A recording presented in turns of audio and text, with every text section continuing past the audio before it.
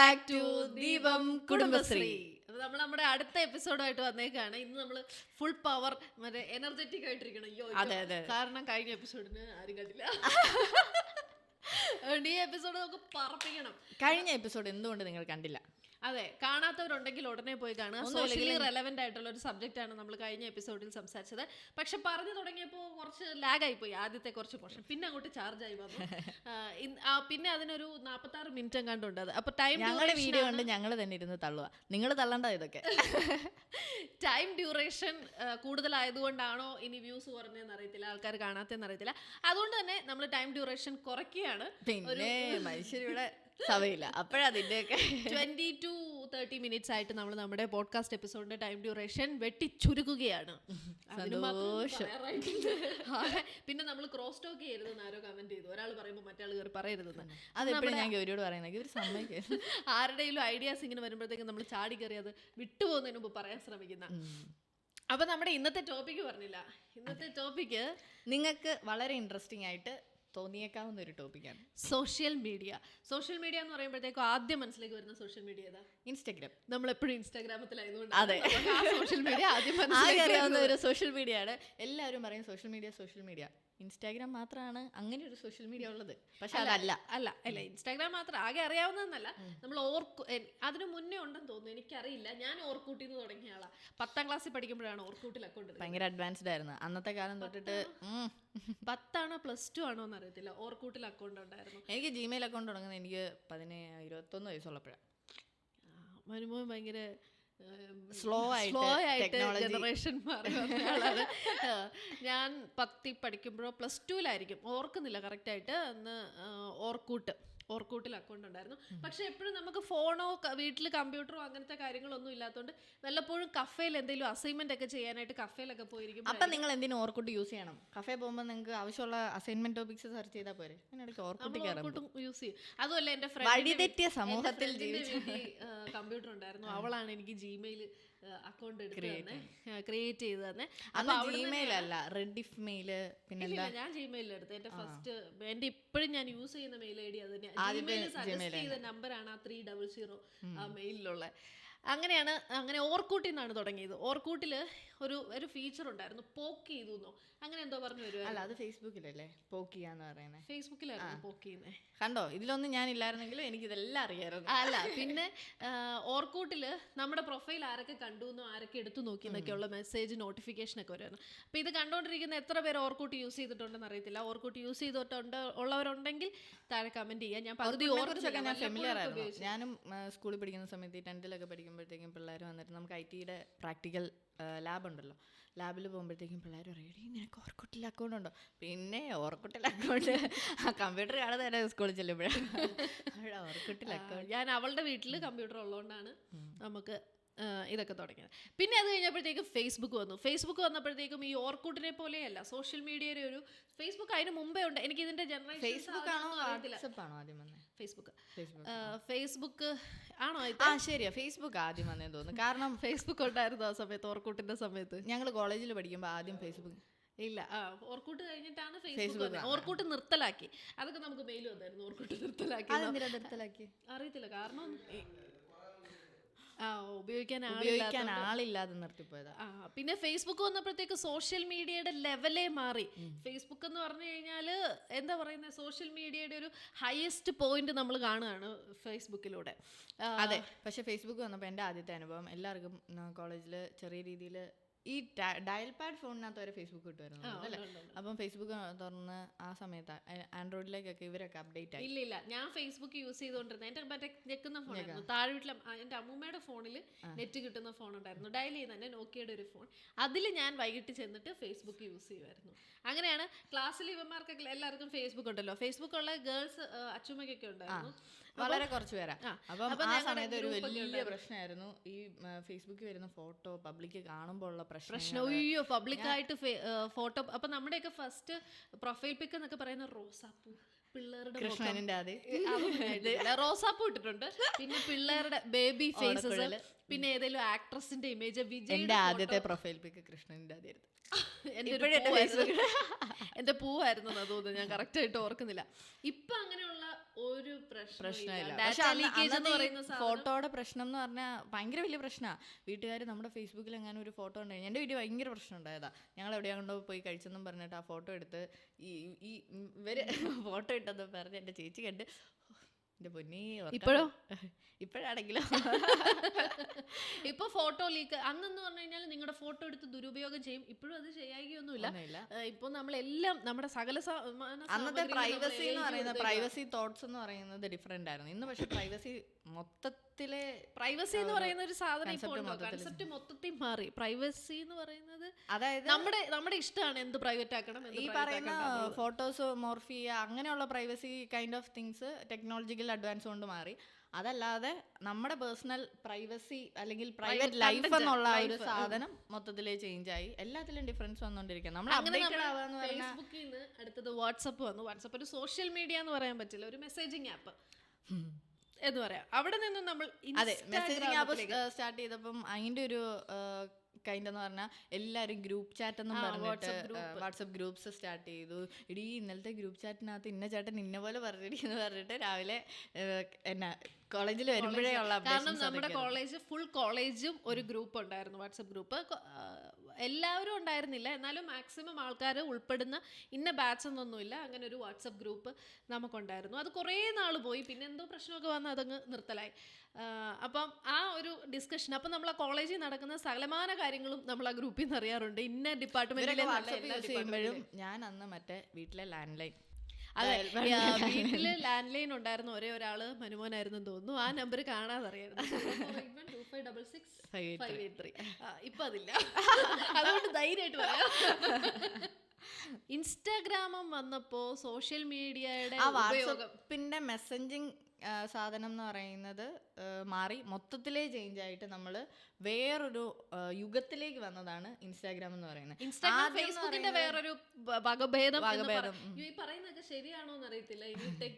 അതെ, നമ്മള് തെറി പറയുമോന്ന് അറിയില്ല, നമ്മൾ ഈ പറയുന്നത് ശരിയാണോ. ആസ്പെക്ട്സ് ഒക്കെ ഡിഫറെന്റ് ആയിരിക്കും, പക്ഷെ നമ്മൾ സോഷ്യൽ മീഡിയയുടെ ഒരു സോഷ്യൽ റെലവൻസ് നോക്കിയിട്ടാണ് ഒരു ഇംപ്രൂവ്മെന്റ്സ് ആണ് പറയുന്നത്. യുഗാന്തരങ്ങളൊന്നും ഇല്ല, ഒരു 5-8 വർഷം. അതെ, മനുഷ്യന്റെ സോഷ്യൽ റിലേഷൻഷിപ്സിനെ ഒക്കെ നന്നായിട്ട് ഇൻഫ്ലുവൻസ് ചെയ്തിട്ടുള്ള കുറെ കൈൻഡ് ഓഫ് ഓൺലൈൻ ഫ്രണ്ട്സ് വന്നു, അങ്ങനെയുള്ള കാര്യങ്ങളൊക്കെ വന്നു. അപ്പോൾ ഇൻസ്റ്റാഗ്രാമിലേക്ക് വരുമ്പോഴത്തേക്കും നമ്മളിപ്പോൾ ഏറ്റവും കൂടുതൽ യൂസ് ചെയ്യുന്ന ഇൻസ്റ്റാഗ്രാമാണ്. ഫേസ്ബുക്ക് യൂസ് ചെയ്യുന്നവർ ഇപ്പോൾ വളരെ കുറഞ്ഞു. ഫേസ്ബുക്ക് യൂസ് ചെയ്യുന്നവരെ നമ്മൾ അമ്മാവന്മാരെന്ന് വരെ വിളിച്ചു തുടങ്ങി. അതെ, ആദ്യം നമ്മൾ ഇതിൽ നിന്ന് തുടങ്ങിയെങ്കിലും ഇപ്പൊ ഫേസ്ബുക്ക് യൂസ് ചെയ്യുന്ന അതെന്താ, നമ്മൾ ആദ്യം ഇതിൽ തുടങ്ങി, പിള്ളേരിപ്പം ഡയറക്റ്റ് ഇൻസ്റ്റാഗ്രാമിലേക്കാണ് തുടങ്ങിയത്. അതുമല്ല, ഫേസ്ബുക്ക് ഇൻസ്റ്റാഗ്രാം യൂസ് ചെയ്യുന്ന ഏജ്ഡ് പീപ്പിൾ വളരെ കുറവാണ്, വളരെ വളരെ വളരെ കുറവാണ്. വളരെ കുറച്ച് പേരേ ഉള്ളൂ. മറ്റേ ഏതെങ്കിലും വീഡിയോയുടെ അടിയിൽ ഒരു നെഗറ്റീവ് കമന്റ് ഒരു അമ്മാവൻ ഇട്ടിട്ടുണ്ടെങ്കിൽ അതിന്റെ അടിയിലുള്ള റിപ്ലൈ ആയിരിക്കും ഇങ്ങനെയൊക്കെ മറ്റേ ഫേസ്ബുക്കിൽ നിന്ന് വല്ല ചാലും വെട്ടിട്ടുണ്ട്, ഒഴുകി വന്നതുമല്ലോ ഫേസ്ബുക്കിലേക്ക് തിരിച്ചു പോകുക അമ്മാവെന്നൊക്കെ. എനിക്ക് തോന്നുന്നു യൂസർ ഇന്റർഫേസ് കുറച്ചുകൂടെ ഫേസ്ബുക്കിനാണെന്നുണ്ടെങ്കിൽ നമ്മുടെ, അതായത് പ്ലസന്റ് ആണെന്ന് തോന്നുന്നു ഫേസ്ബുക്കിന്റെ യൂസർ ഇന്റർഫേസ്. എല്ലാം വൈറ്റ് കളർ ബാക്ക്ഗ്രൗണ്ട്സും കാര്യങ്ങളൊക്കെ. അതുകൊണ്ടായിരിക്കും മറ്റേ ഓൾഡ് ഏജ് ഗ്രൂപ്പ് അതിൽ എപ്പോഴും സ്റ്റിക്ക് ഓൺ ചെയ്യുന്നത്. അല്ല, അവർ അതിൽ നിന്ന് തുടങ്ങിയതുകൊണ്ടായിരിക്കും, ഫേസ്ബുക്കിൽ അക്കൗണ്ട് എടുത്ത് തുടങ്ങിയോണ്ടായിരിക്കും. പിന്നെ പക്ഷെ നമ്മളെക്കാൾ കൂടുതൽ ഓരോ കാര്യങ്ങൾ പഠിക്കുന്നത് ഓൾഡർ ജനറേഷൻസാ. നമ്മളെന്ന് പറഞ്ഞാൽ ഓക്കെ, ആ ടെക്നോളജി നമ്മുടെ കൂടെ ഇങ്ങനെ കൊണ്ടുപോകുന്ന കാര്യം. ഇവർക്കെന്ന് പറഞ്ഞാൽ എക്സ്പീരിയൻസാ. അപ്പം അവരത് പഠിച്ചെടുക്കുക എന്ന് പറയുന്നത് ഭയങ്കര ഫാസ്റ്റായിട്ട് പഠിച്ചെടുക്കുന്നവരാണ്. ഇപ്പം വ്ളോഗിങ്ങും മറ്റേ വീഡിയോ കണ്ടന്റ് ഒക്കെ ക്രിയേറ്റ് ചെയ്യുന്ന എത്രയോ പ്രായം എന്ന് പറഞ്ഞാൽ ആ ഒരു ഏജ് ഗ്രൂപ്പിലുള്ള എത്രയോ മിഡിൽ ഏജ് ഗ്രൂപ്പിലുള്ള ആൾക്കാർ. പിന്നെ എനിക്ക് ഫേസ്ബുക്ക് ഞാനിപ്പോൾ അങ്ങനെ യൂസ് ചെയ്യാറില്ല, വല്ലപ്പോഴും ഒന്ന് അതിൽ കയറിയാറേ ഉള്ളൂ. പിന്നെ ഇൻസ്റ്റാഗ്രാമിലെ പോസ്റ്റും സാധനങ്ങളും എല്ലാം ഫേസ്ബുക്കിലേക്ക് ഓട്ടോമാറ്റിക്കലി ഷെയർ ആയി ഫേസ്ബുക്ക് അക്കൗണ്ട് ലിങ്ക് അയക്കുന്നു. ഒരു തവണ ഫേസ്ബുക്ക് ഞാൻ കയറി നോക്കിയപ്പോൾ എനിക്ക് ഭയങ്കര ഡിപ്രസ്ഡ് ആയിപ്പോയി. കാരണം ഈ പറഞ്ഞത് ശരിയാണ്, മിഡിൽ ഏജ്ഡ് ആൾക്കാരുടെ കൺസെപ്റ്റും വ്യൂസും നമുക്ക് അക്സെപ്റ്റ് ചെയ്യാൻ പറ്റില്ല. ഭയങ്കര വർഗീയപരമായി സംസാരിക്കുന്നത് ഞാൻ കണ്ടു, പാർട്ടിപരമായി ബഹളം വെക്കുക, വഴക്കുണ്ടാക്കുക, മതത്തിന്റെ പേര് വഴക്കുണ്ടാക്കുക, ഇങ്ങനെ കുറേ പോസ്റ്റുകൾ. ഈ വഴക്കുണ്ടാക്കുക എന്ന് പറയുന്നതും നമുക്ക് ഒപ്പീനിയൻസ് ഷെയർ ചെയ്യാൻ ഒരു പ്ലാറ്റ്ഫോം കിട്ടി. നമ്മൾ അത്രയും നാളും നമ്മളെ കൂടെയുള്ള 1-2 പേരോട് മറ്റേ കവലയിലിരുന്ന ഒരു ഗ്രൂപ്പ് ചാറ്റ് ചെയ്യുമ്പോഴത്തേക്കും നമ്മുടെ നാട്ടുകാരോട് പറയുന്നതോ അങ്ങനെ ഒരു കാര്യങ്ങളിലാണ്. ഇപ്പം വീട്ടിലിരിക്കുന്ന അമ്മമാർക്ക് അതുപോലും ഇല്ല. അവർ വീട്ടിൽ ആരെങ്കിലും വരുമ്പോൾ ഷെയർ ചെയ്തുകൊണ്ടിരിക്കുന്ന കാര്യം ഇപ്പൊ അല്ലെങ്കിൽ ഫേസ്ബുക്കിലൂടെ ഈ പറഞ്ഞ പോലെ നമ്മൾ കുടുംബശ്രീക്കൊക്കെ പോകുമ്പോഴത്തേക്കും 2 പരദോഷം പറയുന്ന കൂട്ടത്തിൽ 2 ഡയലോഗ് ഇപ്പൊ അതൊക്കെ മാറി മൊത്തത്തിൽ ഫേസ്ബുക്കിൽ ഇരുന്ന് പറയാൻ പറ്റും, കമന്റ് ചെയ്യാൻ പറ്റും. അപ്പൊ അത് കുറച്ച് കൂടുതലും ആയിട്ടുണ്ട്. ആവശ്യമില്ലാത്തടത്തൊക്കെ കയറി അനാവശ്യം ഏത് പെണ്ണ് എന്ത് റീലിട്ടാലും നിനക്കൊക്കെ വീട്ടിൽ അടങ്ങി ഒരുങ്ങിയിരിക്കാൻ മേലെ വീട്ടിൽ ഇപ്പൊ ചോദിക്കാനും പറയാനും അവരുടെ വീട്ടിലില്ലാത്ത പ്രശ്നമൊക്കെ ഇവരായിട്ട് ഉണ്ടാക്കി കൊടുക്കും. പക്ഷെ അതിൽ ആ ഒരു ടൈമിൽ ഭയങ്കരമായിട്ട് കൂടുതലായിരുന്നു. ഇപ്പം അത് കുറച്ചുകൂടെ കുറഞ്ഞു തന്നെ. കാരണം ഈ കമന്റുകളെ ടാഗ് ചെയ്ത് അല്ലെങ്കിൽ ഈ വ്യക്തികളുടെ പ്രൊഫൈൽ ടാഗ് ചെയ്ത് മെൻഷൻ ചെയ്യുമ്പോഴത്തേക്കും തുടങ്ങിയപ്പോഴേക്കും എനിക്ക് തോന്നുന്നു അവരുടെ ഫാമിലി മെമ്പേഴ്സ് തന്നെ പറഞ്ഞു കാണും ഇനി മേല ഈ പണിക്ക് പോകരുത്. അപ്പൊ ഇൻസ്റ്റാഗ്രാം വന്നതോടെ സോഷ്യൽ മീഡിയ സെലിബ്രിറ്റീസിന്റെ എണ്ണം കൂടി. പണ്ടൊക്കെ എന്ന് പറഞ്ഞു കഴിഞ്ഞാൽ ഒരു സെലിബ്രിറ്റി ആവണമെന്നുണ്ടെങ്കിൽ ഒന്നെങ്കിൽ നിങ്ങളൊരു സിനിമയിൽ അഭിനയിക്കണം, അല്ലെങ്കിൽ ഒരു TV സീരിയലിൽ അഭിനയിക്കണം, അല്ലെങ്കിൽ പ്രമുഖനായ ഒരു രാഷ്ട്രീയ പാർട്ടി അല്ലെങ്കിൽ രാഷ്ട്രീയ നേതാവ്, മന്ത്രി, MLA റെക്കഗ്നീഷൻ അല്ലെങ്കിൽ മീഡിയ എന്ന് പറയുന്നത് എപ്പോഴും ഹൈലൈറ്റ് ചെയ്തിരുന്നത് ഇങ്ങനെയുള്ള ആൾക്കാരെയായിരുന്നു. ഒന്നുകിൽ സ്റ്റാർ വാല്യൂ ഉള്ളവര്, അല്ലെങ്കിൽ പിന്നെ ഏതെങ്കിലും കൈൻഡ് ഓഫ് ഇതില് അവരുടേതായ മേഖലയിൽ പോപ്പുലർ പതിപ്പിച്ചിരിക്കുന്ന ആൾക്കാരായിരുന്നു. ഇങ്ങനെയായിരുന്നു. പക്ഷെ ഇപ്പൊ അത് മാറി, എല്ലാവരും സെലിബ്രിറ്റീസ് ആയി അല്ലേ? അത് ഭയങ്കര നല്ല കാര്യമാണോ എന്ന് ചോദിച്ചാൽ അതെ, സെലിബ്രിറ്റീസ് എന്നല്ല, സെലിബ്രിറ്റി കൈൻഡ് ഓഫ് തിങ്ങിൽ നിന്നും ഇപ്പൊ എല്ലാരും എല്ലാവരും തിരിച്ചറിയും. കൈൻഡ് ഓഫ് ഇൻഫ്ലുവൻസേഴ്സ് എന്ന് പറയുന്നത് ഇൻഫ്ലുവൻസ് പല രീതിയിലാണ്. ഇപ്പം നമ്മൾ പറയുന്ന പോസിറ്റീവ് ഇൻഫ്ലുവൻസ് നെഗറ്റീവ് ഇൻഫ്ലുവൻസ് നോക്കിയാലും ഇപ്പോൾ ഒരു ചെറിയ കേക്ക് ഉണ്ടാക്കി വെക്കുക എന്ന് പറയുന്നതും നമ്മൾക്ക് ഇൻഫ്ലുവൻഷ്യൽ ആയിട്ടുള്ള കാര്യമാണ്. കാരണം വുമൺ എംപവർമെൻറ്റ് അതുമായിട്ട് കണക്ട് ചെയ്യാം, സ്ത്രീകൾക്ക് ഒരു വരുമാന മാർഗ്ഗം ഉണ്ടാവുന്നുണ്ട്. അങ്ങനെ പല രീതിയിൽ അങ്ങനെ ഒരുപാട് പേജസ് നമ്മുടെ ഇൻസ്റ്റാഗ്രാമിലായിട്ടുണ്ട്. കുക്കിംഗ് വീഡിയോസ് ചെയ്തിടുന്നവർ, അതായത് വീട്ടിൽ വെറുതെ കുക്ക് ചെയ്തുകൊണ്ടിരുന്നവരായിരിക്കും, പിന്നെ ഇത് ഇങ്ങനെ കണ്ട് ഈ കുക്കിംഗ് വീഡിയോസ് ചെയ്യുന്നവർ. അങ്ങനെ ഇൻസ്റ്റാഗ്രാമിന് കുറേ നല്ല വശങ്ങളും ഉണ്ട്. അന്ന് നമ്മൾ ഈ പറയുന്ന ജനറേഷൻ, ഈ ഏജ് ഗ്രൂപ്പിലുള്ളവരെ പറ്റി നമ്മൾ പറയുന്നു. ഇപ്പം ഞാനൊക്കെ എന്ന് പറഞ്ഞാൽ ക്യാമറ കയ്യിൽ പിടിച്ചപ്പോൾ ഗൗരിയുടെ നിർബന്ധം എന്നെ പിടിച്ച് വലിച്ച് പോഡ്കാസ്റ്റ് എപ്പിസോഡ് ചെയ്യണം എന്ന് പറഞ്ഞിരുത്തുന്നതുകൊണ്ട് ഞാൻ ചെയ്തത്. ഇപ്പോൾ പക്ഷേ ജനിച്ച് വീഴുന്ന കുട്ടികൾ വിത്തിൻ എന്താ പറയുക 6 മാസമോ 1 വയസ്സോ ഒക്കെ ആകുമ്പോൾ തന്നെ ഫോൺ കയ്യിലെടുക്കാനും അതുകൊണ്ട് സെൽഫി, വീഡിയോ, ഡയലോഗുകൾ പറഞ്ഞു തുടങ്ങുമ്പോൾ വീഡിയോ ക്യാമറ കയ്യിൽ ഹോൾഡ് ചെയ്ത് വീഡിയോ ചെയ്യാനായിട്ടുള്ള രീതിയിൽ വരെ ഇപ്പോൾ അത് പ്രഗ്നൻസി ടൈമിലെ ഇതിനൊരു ട്രെയിനിങ് നമ്മൾ കാണിച്ച് കിട്ടുന്നുണ്ടെന്ന് തോന്നുന്നു. കാരണം കൊച്ചു പിള്ളേർ ഒരു വയസ്സ് പോലും ആവാത്ത കൊച്ചുകളിൽ ഇത് കൊടുത്തു കഴിഞ്ഞാൽ ഇവർ ഇതിങ്ങനെ സ്ക്രോൾ ചെയ്യും, നമുക്ക് കാണാൻ പറ്റും. സ്ക്രോൾ ചെയ്യും, അവർക്ക് ഇഷ്ടമുള്ള കണ്ടന്റ് കാണും, ഇല്ലാന്നുണ്ടെങ്കിൽ അടുത്തത് എടുക്കും. പിന്നെ അത് ലൈക്ക് ചെയ്യണമെന്നുണ്ടെങ്കിൽ അതൊരു 2 വയസ്സാകുമ്പോഴത്തേക്കും ലൈക്ക് ചെയ്യാൻ തുടങ്ങും, കമന്റ് ചെയ്യാൻ തുടങ്ങും, ഇങ്ങനെ എല്ലാം വരും. പിന്നെ ഇൻസ്റ്റാഗ്രാമിൽ ഈ സെലിബ്രിറ്റീസിന്റെ കാര്യം പറഞ്ഞു. പോസിറ്റീവ് സെലിബ്രിറ്റീസും ഉണ്ട്, നെഗറ്റീവ് സെലിബ്രിറ്റീസും ഉണ്ട്. പോസിറ്റീവ് സെലിബ്രിറ്റി ആവാനായിട്ട് അല്ലെങ്കിൽ പോസിറ്റീവ് വ്യൂവർഷിപ്പ് കിട്ടാനായിട്ട്, ഇൻഫ്ലുവൻസർ ആവാനായിട്ട് കുറച്ച് സമയം എടുക്കും. അതേസമയം നെഗറ്റീവ് പബ്ലിസിറ്റി വളരെ വളരെ വളരെ പെട്ടെന്ന് കിട്ടുന്നതാണ് നെഗറ്റീവ് പബ്ലിസിറ്റി. ഈ നെഗറ്റീവ് പബ്ലിസിറ്റി എന്ന് പറയുന്നത്, അതായത് പബ്ലിസിറ്റി എന്നുള്ള വാക്ക് തന്നെ പോപ്പുലാരിറ്റി അല്ലേ, നമ്മൾക്കൊരു പബ്ലിക് സ്പേസിൽ നമ്മളെ റെക്കഗ്നൈസ് ചെയ്യാന്ന് പറയും.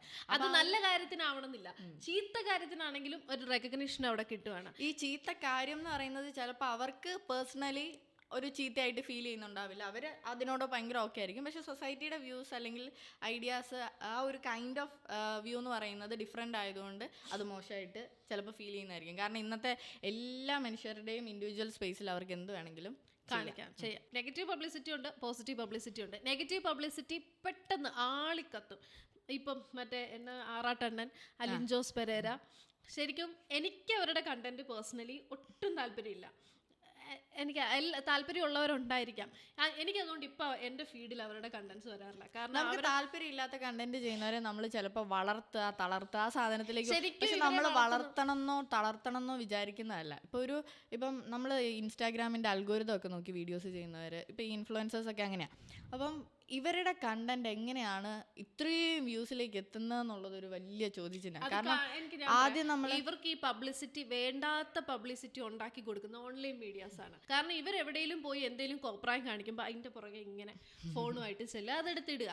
അത് ശരിക്കും അവരത് അവിടെ വീഡിയോ എടുക്കാനുള്ളത് കൊണ്ടാണ് ഇവർ ഈ കോപ്രായങ്ങളെല്ലാം നിന്ന് കാണിക്കുന്നത്. അതിന്റെ ആവശ്യം എന്താന്ന് കഴിഞ്ഞ ദിവസം ഞാൻ കണ്ടു. നീ ഇങ്ങനെയൊക്കെ പറയുമ്പോഴത്തേക്കും മറ്റേ ആറാട്ടണ്ണന്റെയും ഇവരുടെയൊക്കെ സപ്പോർട്ടേഴ്സ് വരും താഴെ, നീയൊക്കെ ഞങ്ങളുടെ ആറാട്ടണ്ണനെ പറഞ്ഞോളൂ എന്ന് ചോദിച്ചാൽ. എനിക്ക് പേഴ്സണലി അവരുടെ കണ്ടന്റ്സ് ഇഷ്ടമല്ല. ഒരു തവണ ഞാനൊരു കമന്റ് കണ്ടായിരുന്നു, ഇങ്ങനെ ഇതുപോലെ ഒരു ഓൺലൈൻ മീഡിയയിൽ ഇവരുടെ വീഡിയോസ് ഒക്കെ പോസ്റ്റ് ചെയ്തേക്കാം. അപ്പോൾ അതിൻ്റെ അടിയിൽ വന്ന് കമന്റ് ചെയ്തേക്കുവാണ്, ഇനി ഇവന്മാരുടെ വീഡിയോ ഇടുന്ന എല്ലാ ഓൺലൈൻ പേജസ് ഞാൻ ബ്ലോക്ക് ചെയ്യും, റിപ്പോർട്ട് ചെയ്യുന്നു. അപ്പം ഞാൻ നോക്കിയപ്പോൾ നല്ല ഐഡിയ, ഇനി എൻ്റെ ഫീഡിൽ ഇത് വരത്തില്ലല്ലോ, എനിക്കിത് കാണുമ്പോൾ ദേഷ്യം വരും, കാണുമ്പോഴേ ഇങ്ങനെ വിടുക. പിന്നെ എൻ്റെ സെർച്ച് ആ സാധനത്തിൽ കൊടുക്കുമ്പോൾ ഇവരുടെ ഫേസ് വെച്ചിട്ടുള്ള ആറാട്ടെണ്ണം ചെയ്തത് കണ്ടോ, അലിൻ ജോസ് പെരേരെ അവർ നാണം കെടുത്തി, അങ്ങനെയൊക്കെ പറഞ്ഞുള്ള സാധനമൊക്കെ വരിക. ഞാൻ പിന്നെ ഈ സെയിം സാധനം കാണിച്ച് ബ്ലോക്ക് ചെയ്ത് റിപ്പോർട്ട് ചെയ്തു. അപ്പോഴേക്കും എൻ്റെ ഫീഡ് ഫുള്ള് എനിക്ക് വേണ്ടുന്ന സാധനങ്ങൾ മാത്രമായി. ഓപ്ഷൻസ് ഉണ്ട് നമുക്കിപ്പോൾ ഈ പറയുന്ന പോലെ കണ്ടന്റ് ഏത് വേണം, നമ്മൾക്ക് ആവശ്യമുള്ളത് സെർച്ച് ചെയ്തെടുക്കാനും അല്ലെങ്കിൽ അതിനോട് ഇതായിട്ട് പോകാനൊക്കെ നമുക്ക് അതിൻ്റെ അകത്ത് ഓപ്ഷൻസ് ഉണ്ട്. പക്ഷേ അപ്പോഴും ചില ടൈമിൽ ഇത് ഭയങ്കരമായിട്ട് പ്രൊമോഷൻ പോലെ പല പേജസിൽ നിന്നും ഇങ്ങനെ ഡയറക്റ്റായിട്ട് വന്നുകൊണ്ടേയിരിക്കും. നമ്മുടെ പേജസിൽ ഭയങ്കരമായിട്ട് കൂടുതലായിട്ട് കാണാൻ തുടങ്ങുമ്പോൾ നമുക്ക് ഇറിറ്റേറ്റഡ് ആവുന്ന പോലെ. കാരണം അവരുടെ കണ്ടന്റ് കൊണ്ട് എനിക്ക് വലിയ ഉപകാരം ഉള്ളതായിട്ട് എനിക്ക് ഫീൽ ചെയ്യുന്നില്ല. പിന്നെ അവർ സ്വയം കോമാളികളാവുന്ന പോലെയാണ് എനിക്ക് ഫീൽ ചെയ്യുന്നത്. ഇതൊക്കെ ഭയങ്കര നെഗറ്റീവ് കമൻസ് ഒക്കെ താഴെ വരുമായിരിക്കും, എനിക്ക് പ്രശ്നമില്ല. കാരണം എൻ്റെ അഭിപ്രായത്തിൽ അവർ സ്വയം കോമാളികളാണ്. കാരണം ആരോ ഈ കഴിഞ്ഞ ദിവസം ഒരു കല്യാണ ഫംഗ്ഷന് ഇവരെ വിളിച്ചു വരുത്തിയിട്ട് ഇവർ സ്റ്റേജിൽ നിന്ന് കോപ്രായങ്ങൾ കാണിക്കുകയാണ്. ആ സ്റ്റേജിൽ നിൽക്കുന്ന ചെറുക്കൻ്റെ ഫാമിലിയാണോ പെണ്ണിൻ്റെ ഫാമിലിയാണോ എന്നറിയത്തില്ല, കുറച്ച് മുതിർന്നവരുടെ ഫേസ് ഒക്കെ മാറുന്നുണ്ട്. അപ്പം അതിൻ്റെ അടിയിലെ മെയിൻ കമൻറ്റ്, കല്യാണമല്ലേ ഒരു പവിത്രമായ സംഭവമല്ലേ, ഇങ്ങനെ കോപ്രായങ്ങൾ കാണിക്കാവോ എന്നൊക്കെ.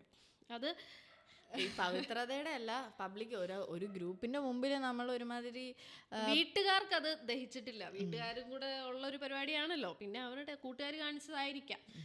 എന്തായാലും എനിക്ക് അങ്ങനത്തെ കണ്ടന്റ് താല്പര്യമില്ലാത്ത ആളായതുകൊണ്ട് ഞാനത് കളയും. പിന്നെ വളരെ പോസിറ്റീവായിട്ട് കണ്ടന്റ് ചെയ്യുന്നവരുണ്ട്, വളരെ വളരെ വളരെ ഇൻഫോർമേറ്റീവ് ആയിട്ട് നമ്മൾ ഇൻഫ്ലുവൻസ് ചെയ്ത് കണ്ടന്റ് ചെയ്യുന്നവരുണ്ട്. അവരെയാണ് ഞാൻ റിയലി ഇൻഫ്ലുവൻസേഴ്സ് എന്ന് വിളിക്കാൻ ഉദ്ദേശിക്കുന്നത്. നമുക്ക് ചിലപ്പം റിലാക്സ്ഡ് ആയിട്ട് ചില വീഡിയോസ് കാണണമെന്നുണ്ടെങ്കിൽ നല്ല സൂതനിങ് ആയിട്ടുള്ള സൗണ്ടിൽ നല്ല നല്ല കണ്ടന്റുകൾ സംസാരിക്കുന്ന ആൾക്കാരുണ്ട്. എനിക്ക് തനിമലയാളിയുടെ വീഡിയോസ് എനിക്കിഷ്ടമാണ്, അഹാന കൃഷ്ണയുടെ വീഡിയോസ് എനിക്കിഷ്ടമാണ്. അവരെ പറ്റി എത്രയൊക്കെ നെഗറ്റീവ് പറഞ്ഞാലും നല്ല കണ്ടന്റ്, നല്ല നല്ല രസമായിട്ട് വീഡിയോ എടുക്കുന്നുണ്ട് അഹാനയുടെ കണ്ടന്റ് എനിക്കിഷ്ടമാണ്. പിന്നെ ചില മീഡിയാസ് അനാവശ്യമായിട്ട് ചില ഇൻഫ്ലുവൻസേഴ്സ് എന്നല്ല, ഈ കണ്ടന്റ് ക്രിയേറ്റേഴ്സിൻ്റെ ഇൻ്റർവ്യൂസ് എടുക്കുന്നത്.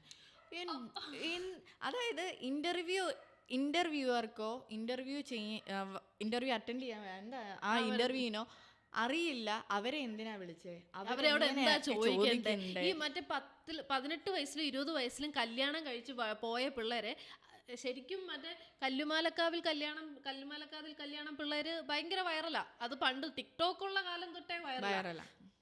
ആ പിള്ളേരെ ഇവർ തന്നെ വൈറലാക്കി അവരെ വിളിച്ചിരുത്തി ഇൻ്റർവ്യൂ എടുത്ത് അവരുടെ ലൈഫിൽ ഇല്ലാത്ത നെഗറ്റിവിറ്റി ഉണ്ടാക്കി കൊടുക്കും. ഇതിന്റെ കമന്റ് മുഴുവൻ തെറിയായി പിള്ളേരെ.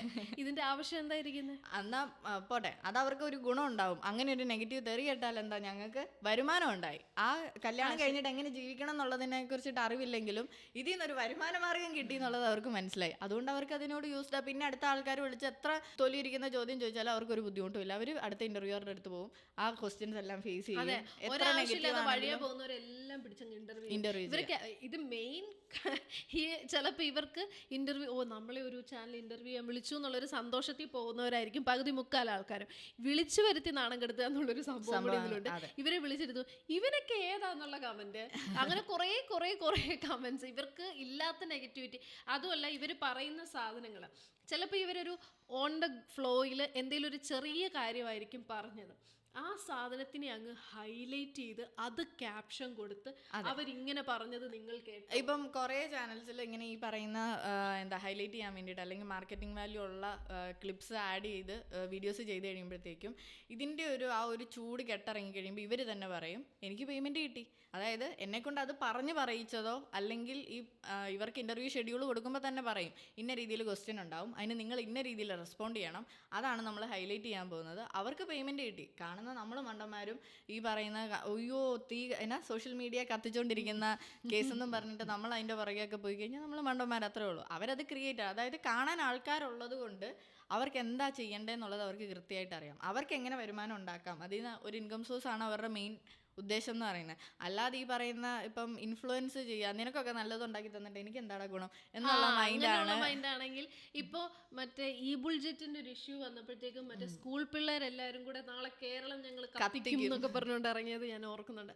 അപ്പോൾ അതുപോലെ ഇൻഫ്ലുവൻസേഴ്സ് പലതരം ഉണ്ട്. സോഷ്യൽ മീഡിയ വന്നതോടുകൂടി നമ്മുടെ ലൈഫ് സ്റ്റൈല് മാറി, നമ്മുടെ ഫുഡ് സ്റ്റൈല് മാറി, നമ്മുടെ ജീവിത രീതി തന്നെ മാറി. ഇപ്പം നമ്മൾ ഇപ്പം ഇൻസ്റ്റാഗ്രാം, നമ്മളൊരു പബ്ലിക് സ്പേസിൽ ഇരുന്നിട്ട് ഇൻസ്റ്റാഗ്രാം ഇങ്ങനെ സ്ക്രോൾ ചെയ്യുന്ന ടൈമിൽ ചിലർ കണ്ടന്റ് ചെയ്യുന്നതെന്ന് പറഞ്ഞാൽ അലറിക്കൊണ്ട് കാറിക്കൊണ്ട് ഇത് കേൾക്കുമ്പോഴേക്കും നമ്മുടെ കയ്യിൽ നിന്ന് ഫോണൊക്കെ പറന്നു പോകുന്ന രീതിയിൽ ചിലർ ചെയ്യും. പിന്നെ അതുപോലെ പുതിയ ടാഗ് ലൈൻസ് അല്ലെങ്കിൽ ചില വാക്കുകൾ എന്താ മറ്റേ മൺചട്ടിയുടെ അവരുടെ ഇവരുടെയൊക്കെ കുറേ വാക്കുകൾ ഇതൊക്കെ പബ്ലിക്കലി മീൻസ് അതായത് പിള്ളേർക്ക് അറിയില്ലായിരിക്കും അങ്ങനെ ഒരു കാര്യം ചെയ്യുമ്പോൾ അല്ലെങ്കിൽ പറയുമ്പോൾ അതൊരു എനിക്കത് അക്സെപ്റ്റ് ചെയ്യാൻ എൻ്റെ മൈൻഡ് സെറ്റിന്റെ കുഴപ്പമായിരിക്കും. തള്ള വൈബ് എന്നൊക്കെ പറയായിരിക്കും. മൺചട്ടി യൂണിവേഴ്സ് എനിക്ക് അക്സെപ്റ്റ് ചെയ്യാൻ പറ്റുന്ന ഒരു കാര്യമില്ല. പക്ഷെ ഞങ്ങളുടെ കൂട്ടത്തിൽ തന്നെ മൺചട്ടി യൂണിവേഴ്സിൽ ജീവിക്കുന്നവരുണ്ട്. കാരണം അത് നമ്മുടെ കൂട്ടത്തിലുള്ളവരെന്ന് പറഞ്ഞാൽ 10-30 വയസ്സായവര്. അതുപോലല്ല വീട്ടിൽ ഇരുന്ന് 2 വയസ്സുള്ള ഒരു കൊച്ചു തെറി പറഞ്ഞതിനെ ഭയങ്കര ഗ്ലോറിഫൈ ചെയ്ത് പറയാന്ന് പറയുന്നത് അതിനെ തമാശയായിട്ട് കാണാം. പക്ഷെ അവന്റെയൊക്കെ ലൈഫ് കുറച്ചുകൂടെ മുമ്പോട്ട് പോയി. ഞാൻ പറയാം, നമ്മള് ഒരു നഴ്സറി പഠിക്കുന്ന പ്രായത്തിൽ എവിടെന്നെങ്കിലും കേട്ട് പട്ടീന്ന് വിളിച്ചു കഴിഞ്ഞാൽ മറ്റേ കാന്താരിമുളക് ഉടച്ച് നാക്കെ വെക്കുവായിരുന്നു.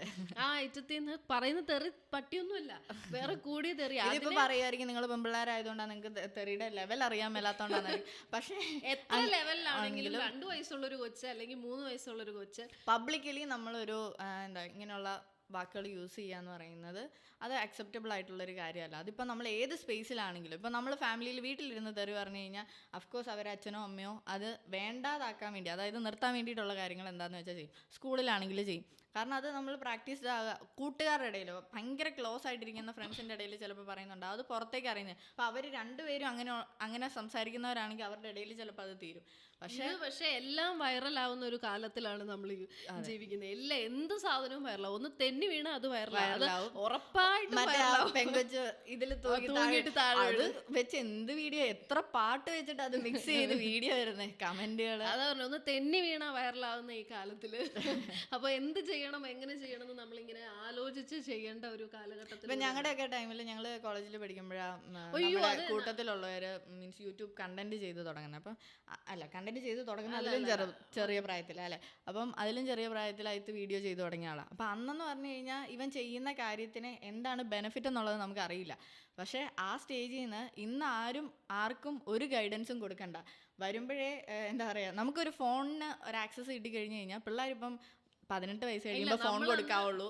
അന്നൊക്കെ അങ്ങനെ വരെ ഉണ്ടായിരുന്ന ഒരു കാലഘട്ടം. ഇപ്പോൾ പക്ഷെ അങ്ങനെയല്ല. ജനിച്ച് വീഴുമ്പോഴേ പിള്ളേർ അംഗൻവാടി പോകുന്ന വരെ സ്മാർട്ട് ഫോണുമായിട്ടാണ്. കാരണം പിള്ളേരെ വിളിക്കണം അല്ലെങ്കിൽ കോണ്ടാക്ട് ചെയ്യണം, പല ബെനിഫിറ്റ്സ് ഇതിലുണ്ട്. പക്ഷെ അങ്ങനെ അല്ലെങ്കിൽ പോലും ഇപ്പൊ പിള്ളേർക്ക് ഈസി ആയിട്ട് ഈ സാധനം ഇല്ലാതെ പറ്റത്തില്ല. ഓൺലൈൻ എഡ്യൂക്കേഷൻ വന്ന സമയത്ത് സ്വിച്ചിട്ട പോലെ നിൽക്കും. അപ്പൊ എല്ലാ പേരൻസിനും ഏറ്റവും എളുപ്പത്തിൽ നമ്മൾ എത്രയൊക്കെ കുട്ടികൾക്ക് ഫോൺ കൊടുക്കാൻ പാടില്ല എന്ന് പറഞ്ഞു കഴിഞ്ഞാലും അവർക്ക് ഏറ്റവും എളുപ്പത്തിൽ ചെയ്യാൻ പറ്റുന്ന ഒരു സാധനം ഇത് ഓണാക്കി ഇത് കയ്യിലോട്ട് കൊടുത്തു കഴിഞ്ഞാൽ അതിന്റെ negative side effects means negative. അതെ, അത് ഇപ്പൊ ഈ പറയുന്ന വിർച്വൽ ഓട്ടിസം എന്നൊക്കെ പറയുന്ന കേസസ് ഭയങ്കരമായിട്ട് കൂടുതൽ വരും. അത് ഈ കുഞ്ഞു കുട്ടികൾ, അതായത് ജനിച്ചു വീഴുന്ന കുട്ടികൾ, വളരെ നോർമൽ ആയിട്ടുള്ള ഒരു ചൈൽഡിന് നമ്മളുടെ പ്രവൃത്തി ദൂഷ്യം കൊണ്ടിട്ടൊരു ഡിസോർഡർ അല്ലെങ്കിൽ ഈ കൈൻഡ് ഓഫ് ഡിസബിലിറ്റിയിലേക്ക് ലീഡ് ചെയ്യുക എന്ന് പറയുന്നത് വലിയൊരു പ്രോബ്ലമാണ്. പിന്നെ ഇത് അക്സെപ്റ്റ് ചെയ്യത്തില്ല പേരൻസ്. അതുകൊണ്ടാണ്, അതായത് എനിക്ക് പേഴ്സണലി അറിയാവുന്ന ഒരു ആള് കുട്ടി എപ്പോഴും കാർട്ടൂണാണ് കാണുന്നത്. കൊക്കോമെലോണോ എന്തോ എപ്പോഴും കാർട്ടൂണാണ് കാണുന്നത്. ഈ കുട്ടിക്ക് വർത്താനം പറയാൻ അറിയില്ല.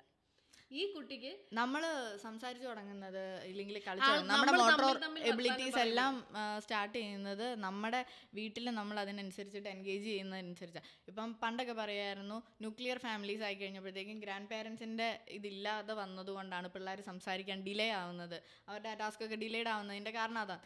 ഇപ്പോൾ പക്ഷേ അതിൽ നിന്ന് മാറി പേരൻസും സംസാരിക്കുന്നില്ല, ഗ്രാൻഡ് പേരൻസും ഇല്ല. അവർക്ക് കിട്ടുന്ന ഒരു ലേണിംഗ് സോഴ്സ് എന്ന് പറയുന്നത് മൊബൈൽ ഫോണാണ്. അപ്പം ഇതിൽ നിന്ന് കിട്ടുന്ന സാധനം വീട്ടിൽ സംസാരിക്കുന്ന ഒരു ഭാഷ, അവർ കാണുന്നത് മറ്റേ റഷ്യനും മറ്റേ ജർമ്മനിയിലൊക്കെ ഉള്ള കാർട്ടൂൺ അല്ല.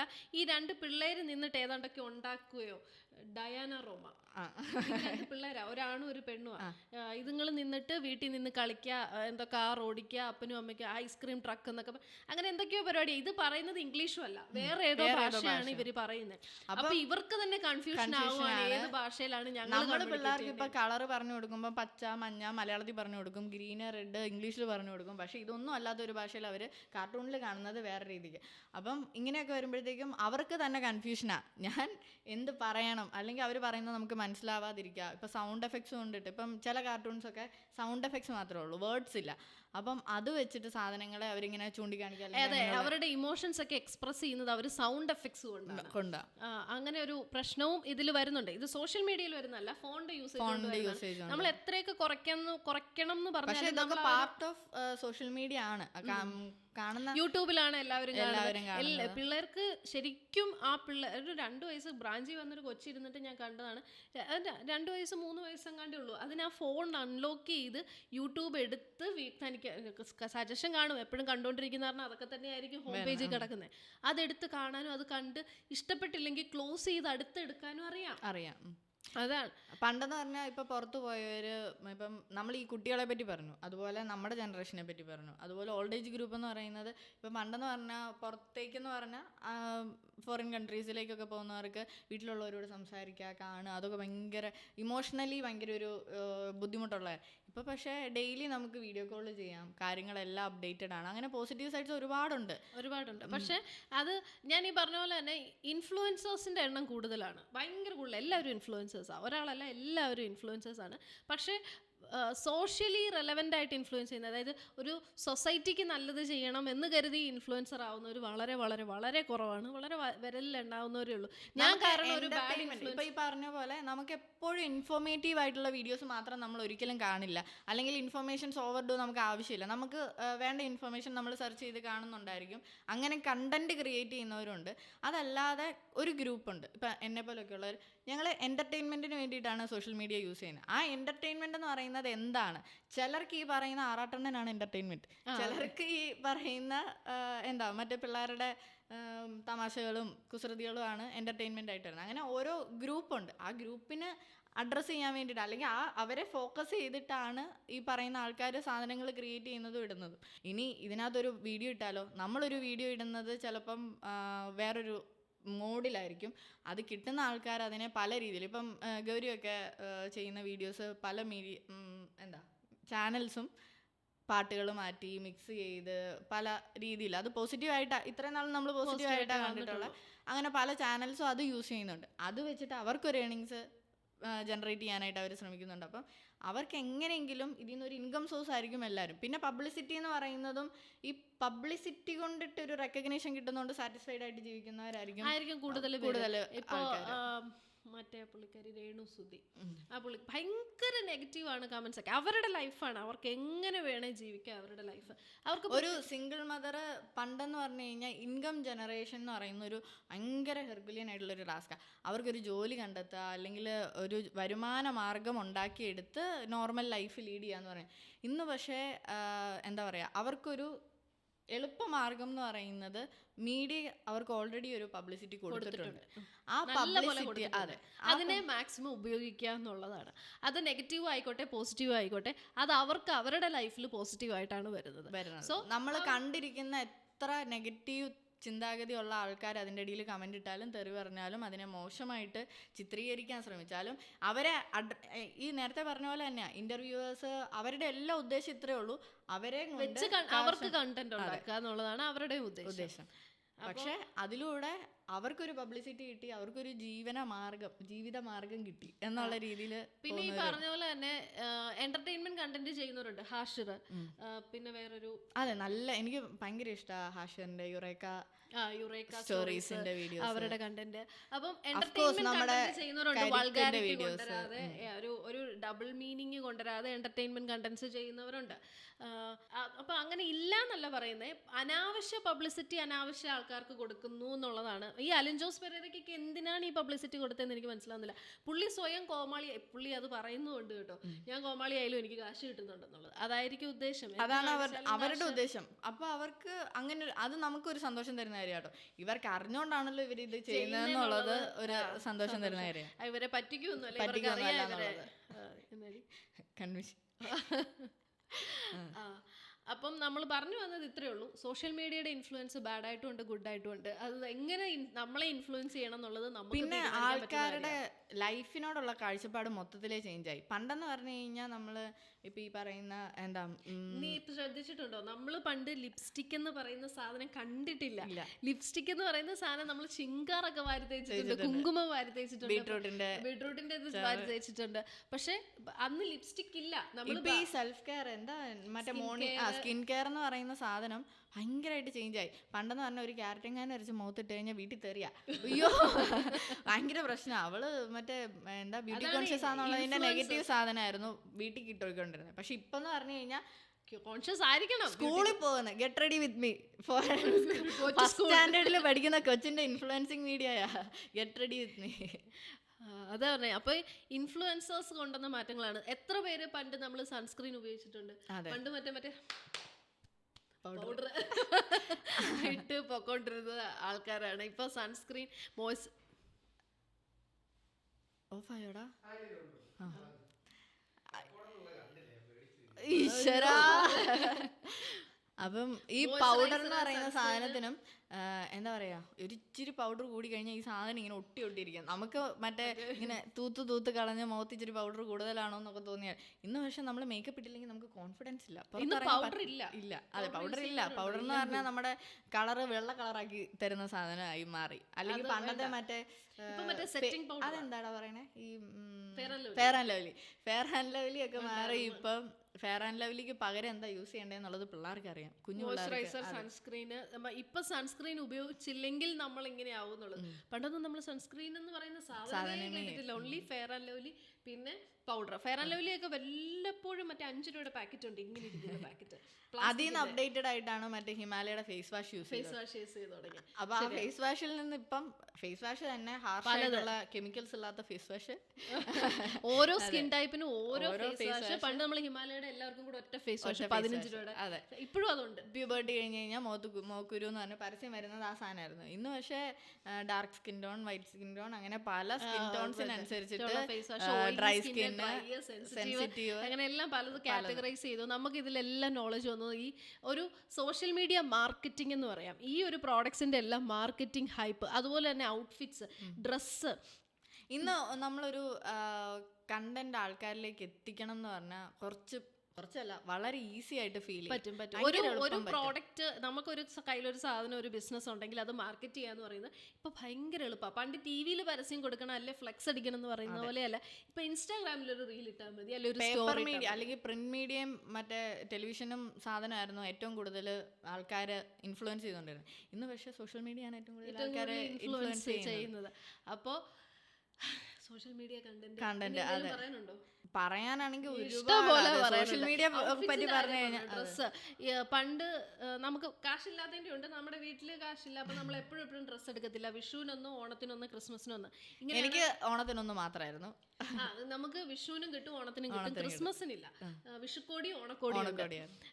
അപ്പൊ ഇതിങ്ങനെ 2 ഡ്രസ്സേ ഉള്ളൂ. ഇതാണ് ഇത് നമ്മൾ പറയുമ്പോ നമുക്ക് അങ്ങനെയായിരുന്നു. നമ്മളിപ്പോ ഈ പണ്ട് നമ്മുടെ അമ്മമാര് പറയായിരുന്നു 2 മൈലും 3 മൈലും ഒക്കെ സ്കൂളിൽ പോകുന്നത്. ആ സാധനം പോലെ ആയിരിക്കും ഞങ്ങൾ ഇപ്പൊ പറയുമ്പോ കേൾക്കുന്നവർക്ക്. ശരിക്കും നമുക്ക് വീട്ടിലെ അവസ്ഥയും പിന്നെ അന്ന് കടയിൽ പോയി നമുക്ക് എങ്ങും പോകാനില്ല, നമ്മളെ ആരും കാണാനില്ല. സ്കൂളിൽ പോകാന്ന് പറഞ്ഞാൽ എന്നും ഡെയിലി യൂണിഫോം ഇടുന്നവർക്ക് വേറെ ഡ്രസ്സിന്റെ ആവശ്യം വരുന്നത്. ഇത് മേടിച്ചു വെച്ചാലും എലാസ്റ്റിക് വലിഞ്ഞു പോവുക, പിന്നെ ഇടാൻ പറ്റാതാവുക, ഈ പരിപാടി നമ്മൾ വളർന്നുകൊണ്ടിരിക്കും.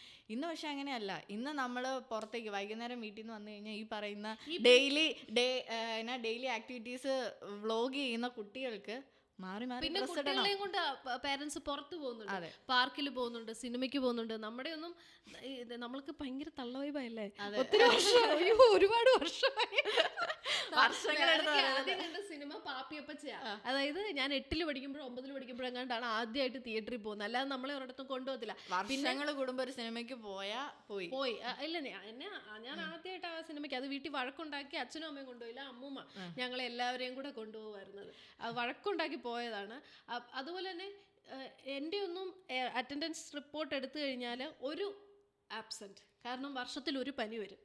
ആ പനി വരുന്ന തലേന്ന് വൈകിട്ട് പനിയായിട്ടായിരിക്കും വീട്ടിൽ വരുന്നത്, പിറ്റേന്ന് ഒരു ദിവസം അവധി. അതെ, 100% അറ്റൻഡൻസും ആയിട്ടാണ് സ്കൂളിൽ പോയിക്കൊണ്ടിരുന്നത്. അത് പനിയാണെങ്കിലും നിവൃത്തി ഉണ്ടെങ്കിൽ വീട്ടിൽ നിന്ന് പറഞ്ഞു വിടും.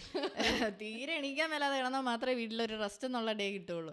അപ്പം ഫാമിലി ഫംഗ്ഷൻസ് അവൾക്ക് സ്കൂളുണ്ട്, അവള് സ്കൂളിൽ പോട്ടെ എന്നുള്ളത്. അതെ, നമ്മളൊന്നും ഒരു കല്യാണത്തിന് പോയതായിട്ട് എൻ്റെ ഒരു ഓർമ്മയിലില്ല. ആകെ കൂടിയിരിക്കുന്ന കല്യാണം അച്ഛൻ്റെ അനിയൻ്റെ കല്യാണം, അമ്മയുടെ അനിയത്തിയുടെ കല്യാണം. അതല്ലാതെ അത് 2ാം ക്ലാസ്സിൽ പഠിക്കുമ്പോൾ, അതല്ലാതെ വേറെ ഒരു കല്യാണത്തിനും വീട്ടിൽ നിന്ന് പോയതായിട്ട് എന്നെ കൊണ്ട് പോയതായിട്ട് എനിക്ക്. പിന്നെ വെക്കേഷൻ ടൈമിൽ അമ്മ വീട്ടിൽ പോവാ, അതും ഞങ്ങൾക്ക് വളരെ കുറവായിരുന്നു. അങ്ങനെ അമ്മ വീട്ടിൽ പോയാലും അവിടെ വീട്ടില് മറ്റേ മണ്ണപ്പം ചുട്ട് കളിക്കുക, അങ്ങനെയുള്ള കളികൾ, ടയർ ഉരുട്ടി കളിക്കുക. ഈ സാധനങ്ങൾക്ക് എന്തിനാ പുതിയ ഉടുപ്പ്. അങ്ങനെയാണ്. അപ്പൊ ഇന്ന് പക്ഷെ പുതിയ എടുത്തു കഴിഞ്ഞാൽ ഇപ്പം ചിക്കൻ കറി, മറ്റേ കുർത്തി ഭയങ്കരമായിട്ട് എല്ലായിടത്തും, അതായത് എല്ലാവരുടെയും വീട്ടിലൊരു ചിക്കൻ കറി കാണും. അത് ഭയങ്കരമായിട്ട് വൈറലായി. അതുപോലെ സാരിയുടെ, പണ്ടെന്ന് പറഞ്ഞു കഴിഞ്ഞാൽ സാരി കൊടുക്കാന്ന് പറഞ്ഞാൽ വലിയ ആൾക്കാർ കൊടുക്കാൻ, ഇന്ന് മറ്റേ പിള്ളേര് സ്കൂളിൽ തൊട്ടിട്ട് സാരിയിൽ പോകുന്നുണ്ട്. കുറേയൊക്കെ നല്ല കാര്യങ്ങളുണ്ട്. നമ്മുടെ ലൈഫ് സ്റ്റൈൽ നല്ല പോലെ ചേഞ്ച് ആയിട്ടുണ്ട് സോഷ്യൽ മീഡിയയുടെ ഇൻഫ്ലുവൻസ് കാരണം. എല്ലാവർക്കും ഒരു നല്ല രീതിയിൽ നല്ല പോലെ കാണിച്ച് ജീവിക്കണം എന്നൊരു തോന്നൽ വന്നു തുടങ്ങിയിട്ടുണ്ട്. ഇപ്പം അതിനെ നെഗറ്റീവ് ആക്കുന്ന ആൾക്കാരും ഉണ്ടായിരുന്നു, മറ്റുള്ളവരെ കാണിക്കാൻ വേണ്ടിയല്ല. പക്ഷെ അങ്ങനെയല്ല, നമ്മൾ പ്രസന്റബിൾ ആയിക്കൊണ്ടിരിക്കുക. സൊസൈറ്റിയിൽ നമുക്ക് എത്രത്തോളം പ്രസന്റബിൾ ആവാന്നുള്ളത് ഇപ്പം മീഡിയ ത്രൂ.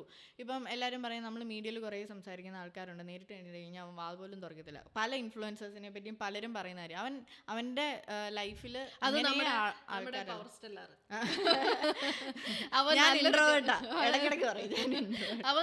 ഞാൻ ഈ പറഞ്ഞ കൂട്ടത്തിൽ അവന്റെ പേര് പറയാൻ പറഞ്ഞു. അവൻ നല്ലൊരു കണ്ടന്റ് ക്രിയേറ്റർ ആണ്, നല്ല പോസിറ്റീവായിട്ട് ഗുഡ് വൈബ്സ് തരുന്ന ഒരു കണ്ടന്റ് ക്രിയേറ്റർ ആണ്. നമ്മുടെ സ്വന്തം ചെറുക്കനായതുകൊണ്ട് പറയല്ല, എനിക്ക് അവന്റെ കണ്ടന്റ് കൊണ്ട് അവന് മാത്രമല്ല സൊസൈറ്റിക്ക് ഒരു ബെനിഫിറ്റ് ഉദ്ദേശിച്ച് കണ്ടന്റ് ചെയ്യുന്ന. അതുമല്ല, അവന്റെ കണ്ടന്റ് ഭയങ്കര വെറൈറ്റി കണ്ടന്റ് ആയിട്ട് എനിക്ക് ഫീൽ ചെയ്യാറുണ്ട്. ആരും ചിന്തിക്കാത്ത കണ്ടന്റ് അവൻ ചെയ്യുന്നതായിട്ട്. ഇൻപുട്ട് എന്ന് പറയുന്നത് ഹാർഡ് വർക്ക് അതിൽ എവിഡന്റ്. മറ്റേന്ന് പറഞ്ഞു കഴിഞ്ഞാൽ ചുമ്മാ വീട്ടിൽ ഇരുന്ന്, ഞാനൊക്കെ എന്ന് പറഞ്ഞു കഴിഞ്ഞാൽ എന്റെ ഡെയിലി ലൈഫാണ് ഞാൻ കണ്ടന്റ് ആക്കുന്നത്. അല്ലെങ്കിൽ എൻ്റെ ഒരു ഓൺ ദ ഗോ, ഞാൻ അതിനു വേണ്ടി ടൈം ഇൻവെസ്റ്റ് ചെയ്യാൻ നമുക്ക് പറ്റത്തില്ല. കാരണം നമ്മളൊരു പ്രൊഫഷൻ കൊണ്ട് നടക്കുന്നുണ്ട്. അപ്പം നമ്മൾ വീക്ക് ഡേയ്സിൽ ബിസി ആയിരിക്കും, അല്ലെങ്കിൽ ഒരു കണ്ടന്റിന് വേണ്ടി എന്ന് പറഞ്ഞുകൊണ്ട് നമുക്കൊരു ടൈം ഇൻവെസ്റ്റ് ചെയ്യാൻ നമുക്ക് സമയമില്ല. അപ്പം ഓൺ ദ ഗോ കണ്ടന്റാണ് നമ്മൾ ചെയ്യുന്നത്. പക്ഷെ അവൻ അങ്ങനെയല്ല, അവൻ്റെ തോട്ട്സും അവൻ്റെ വർക്കും ഇത് ഇന്നത് വേണം അങ്ങനെ പറഞ്ഞ് കണ്ടന്റ് ആലോചിച്ച് അതിൽ അത്രത്തോളം എഫേർട്ട്, ആ എഫേർട്ട് നമുക്ക് ആ വീഡിയോയിൽ നിന്ന് കാണാനും പറ്റുന്നുള്ളതാണ്. അത് പ്ലാൻഡ് ആയിട്ടുള്ള കണ്ടന്റ് തന്നെയാണ് ചെയ്യുന്നത്, അല്ലാതെ പെട്ടെന്ന് ഉണ്ടാക്കുന്ന കണ്ടന്റുകളല്ല. ഇപ്പം നമ്മൾ സോഷ്യൽ മീഡിയയെ പറ്റി പറയുമ്പോൾ ഇൻഫ്ലുവൻസേഴ്സിനെ പറ്റി പറഞ്ഞു. അതുപോലെ തന്നെ ഒരു ഗ്രൂപ്പ്, ഞാനിപ്പോൾ നേരത്തെ ഓൺലൈൻ മീഡിയയെ പറ്റി നമ്മൾ പറഞ്ഞു. ആവശ്യമില്ലാത്ത ഹൈപ്പ് ആവശ്യമില്ലാത്തവർക്ക് കൊടുത്ത് അവർക്ക് തെറിമേടിച്ചെടുക്കുക. ഇപ്പൊ ഒരു കാര്യമില്ലാതെ അവർക്ക് തെറിമേടിച്ചു കൊടുക്കുന്നത് മാക്സിമം ഈ ഓൺലൈൻ മീഡിയ ഞാൻ ഓൺലൈൻ മീഡിയയുടെ ഒരു അതിന്റെ ഒരു ഭീകരത്വം ഞാൻ കണ്ടത് കാർത്തിക് സൂര്യയുടെ കല്യാണത്തിന് പോയപ്പോഴാണ്. എല്ലാവരും ഇങ്ങനെ നിൽക്കുക, ഇങ്ങനെ ഒരു 10-25 ആൾക്കാരിൽ കൂടുതൽ എല്ലാവരുടെയും കയ്യിൽ ഫോണാണ്, ക്യാമറ പോലും അല്ല, ഫോണാണ്, ഇങ്ങനെ നിൽക്കുക. അപ്പം നമ്മൾ കയറി വരുന്ന എല്ലാം ഇവരിങ്ങനെ നിൽക്കുക. അപ്പം ഞാൻ കരുതി കാർത്തിക് സൂര്യ വന്നില്ലേ, ഇവർ എൻട്രി കഴിഞ്ഞില്ലേ, നമ്മൾ ലേറ്റ് ആയതാണോ അവർ ലേറ്റ് ആയതാണോ എന്തോ മനസ്സിലാവുന്നില്ല, നമ്മൾ ഒത്തിരി നേരത്തെ ആണോ എന്നൊക്കെ തോന്നി. അപ്പം നമ്മളവിടെ തിരക്കി, കാർത്തിക് ഇതുവരെ വന്നില്ലേ, അവർ നേരത്തെ വന്നു, അവർ അരമണിക്കൂർ മുന്നേ വന്നു. ഞാൻ പറഞ്ഞു പിന്നെ ഇവരൊക്കെ ഈ ഫോണും പിടിച്ച്, അത് ഓൺലൈൻ മീഡിയക്കാരാ, വേറെ ഗസ്റ്റ് വരുമ്പോഴത്തേക്കും ഒരു ഗസ്റ്റിനെ പോലും വെറുതെ വിടത്തില്ല, ഇങ്ങനെ മൂട്ടിൽ ക്യാമറ കൊണ്ടുവരും. പണ്ടൊക്കെ എന്ന് പറഞ്ഞു കഴിഞ്ഞാൽ മമ്മൂട്ടിയുടെ അവിടെ എങ്ങാനും വന്നു എന്ന് പറയുമ്പോഴത്തേക്ക് ഇവിടുന്ന് ഫോണും കൊണ്ട് പോകാമായിരുന്നു. ഇപ്പം മറ്റേ മമ്മൂട്ടി വരുമെന്ന് പറഞ്ഞു കഴിഞ്ഞാൽ അവിടെ മറ്റേ രാവിലെ തൊട്ടിട്ട് ഫോണും കൊണ്ട് നിൽക്കുക എന്നുള്ള ലെവലിലേക്ക് മാറി. അപ്പം ഇപ്പം മമ്മൂട്ടി വേണമെന്നില്ല, ആരെങ്കിലും സോഷ്യൽ മീഡിയയിൽ അത്യാവശ്യം പോപ്പുലർ ആയിട്ടുള്ള ആരെങ്കിലും അതുവഴിയെങ്കിലും നടന്നു പോയാൽ മതി. എനിക്ക് തോന്നുന്നു ഇവർക്കൊക്കെ മറ്റേ സ്ലീപ്പർ സെൽ ഉണ്ടെന്ന് തോന്നുന്നു, ആരെങ്കിലും വഴി കൂടെ നടന്നു പോകുമ്പോഴേ എടുത്ത് ഇവർക്ക് അയച്ചു കൊടുക്കുമായിരിക്കും, അങ്ങനത്തെ പരിപാടി ഉണ്ടെന്ന് തോന്നുന്നു. സോഷ്യൽ മീഡിയയിൽ അതെ. പക്ഷേ ഞാൻ പറഞ്ഞ ഇൻഫ്ലുവൻസേഴ്സിനെ പറ്റി, ഓൺലൈൻ മീഡിയാസിനെ പറ്റി, മാർക്കറ്റിനെ പറ്റി ഒക്കെ നമ്മൾ പറഞ്ഞു. അതുപോലെ തന്നെ ഒരു ഗ്രൂപ്പ് നമ്മൾ വീട്ടിലിരുന്ന് ഈ കാര്യങ്ങളെല്ലാം കണ്ട് രസിക്കുന്നവര്, വ്യൂവേഴ്സ്, അതാണ് ഏറ്റവും മെയിൻ ആൾക്കാർ. കണ്ടന്റ് ക്രിയേറ്റ് ചെയ്യുന്നതിലും കൂടുതൽ അവർ സോഷ്യൽ മീഡിയയുടെ വളർച്ചയുടെ കാരണം ഈ പറയുന്ന ക്രിയേറ്റേഴ്സോ ബാക്കി ആൾക്കാരോ ഒന്നുമല്ല, വ്യൂവേഴ്സ്. നമ്മൾ ഈ കാണുന്ന ആൾക്കാരാണ് സോഷ്യൽ മീഡിയ വളർത്തിക്കൊണ്ടിരിക്കുന്നത്. അതിനൊരു വലിയ പങ്ക് ജിയോയ്ക്കുണ്ട്. അത് ശരിയാ കേട്ടോ. പണ്ടെന്ന് പറഞ്ഞു കഴിഞ്ഞാൽ ജിയോ സിം ഇറങ്ങിയ സമയത്ത് എല്ലാവർക്കും ജിയോ സിമ്മും നെറ്റും ഫ്രീ ആയിരുന്നു. ആ സിം അല്ലേ മനമോൻ യൂസ് ചെയ്യുന്നത്? അതെ അതെ, ഫ്രീ കിട്ടിയ ജിയോ സിം ആണ് ഇപ്പോഴും ഞാൻ യൂസ് ചെയ്തത്. പക്ഷെ നമുക്ക് ഇന്റർനെറ്റ് സുലഭമായി തുടങ്ങി. അന്നെന്ന് പറഞ്ഞു കഴിഞ്ഞാൽ ചില രാജ്യത്ത് ഇപ്പോഴും നെറ്റ്വർക്ക് ഭയങ്കര ലിമിറ്റഡ് ആയിട്ടുള്ള ആക്സസ് കിട്ടുന്നു. പക്ഷെ നമുക്കെന്ന് പറഞ്ഞു കഴിഞ്ഞാൽ 5G അൺലിമിറ്റഡ് സാധനം കിട്ടാന്ന് പറഞ്ഞു കഴിഞ്ഞാൽ ഇപ്പൊ 2GB നമ്മൾ പണ്ടൊക്കെ റീചാർജ് ചെയ്യുന്ന അങ്ങനെയായിരുന്നു, 1.5 GB അല്ലെങ്കിൽ 1 GB. അത് ഡെയിലി തികയുന്നില്ല എന്നായിരുന്നു. ഇപ്പൊ മറ്റേ 2GB ചെയ്ത് കഴിഞ്ഞാൽ തികയുന്നില്ല. ഇപ്പൊ 5G റീചാർജ് ഫേസ്ബുക്ക് ഒക്കെ ഉണ്ടായിരുന്നത്തെ റീചാർജിൽ 100 KB എങ്ങാണ്ടായിരുന്നു കിട്ടിക്കൊണ്ടിരുന്നത്. 100 KB പെർ സെക്കൻഡോ അങ്ങനെ എന്തൊക്കെയാണ് നമുക്ക് നെറ്റ് കിട്ടിയിരുന്നത്. അപ്പോൾ വളരെ കുറച്ച് നെറ്റ് ഉപയോഗിച്ചുകൊണ്ടിരുന്നിടത്തുനിന്ന് അതെ മൊത്തത്തിലേ മാറി. ഇപ്പം നെറ്റ്വർക്ക് ഭയങ്കര സുലഭമായതുകൊണ്ട് അതുകൊണ്ട് തന്നെയാണ് അപ്പൊ ജിയോ വഹിച്ച പങ്ക് നമ്മൾ അംബാനി സാറിനെ അതെ അതുകൊണ്ടാണ് വ്യൂവേഴ്സിന് ഇപ്പോഴും ഒരു സുലഭ. ഇപ്പം ജിയോ അങ്ങനെ ഒരു ഓഫർ കൊണ്ടുവന്നുകൊണ്ടാണ് ബാക്കി എല്ലാ കമ്പനീസും മറ്റേ ഫൈറ്റ് ചെയ്യേണ്ടി വന്നത്.